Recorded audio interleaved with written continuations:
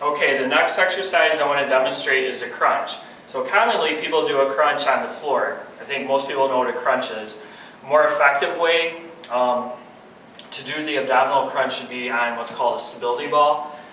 Once again, a pretty common thing that people use for exercise, but I want to kind of go over what are what you need to know about using a stability ball and what really makes it effective. So first thing is you have a seat on the ball, and then you're going to walk yourself out so you lay on your back on the ball. First thing to keep in mind is what your body position is on the ball. So if I'm farther back, this is going to be a little bit more difficult way to do it.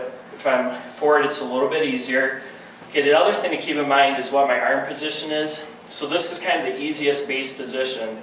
Okay, so I can start in this position, or I could have my hands behind my head like this, or I could even have my arms straight, which that makes it more difficult. And then off of this position, what I could do is actually hold a weight so that when I'm doing the crunch, I'm lifting my body plus the weight as well. So what I'm going to go over is like the base way to do the crunch.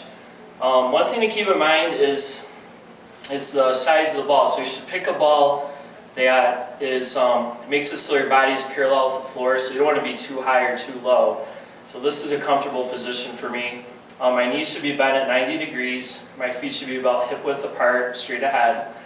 Okay, so arms crossed. Now the nice thing about a ball compared to doing a crunch on the floor is that the shape of the ball allows me to get a nice range of motion. So I'm going to let my back kind of stretch across the ball or extend across the ball. And then from this position, I'm going to squeeze my abdominal muscles, so I'm going to tighten up, and then I'm going to pull myself up. But it's just a crunch. You want to kind of think about that I'm pulling my ribs to my hips. Okay, so I'm not doing like a full sit-up motion.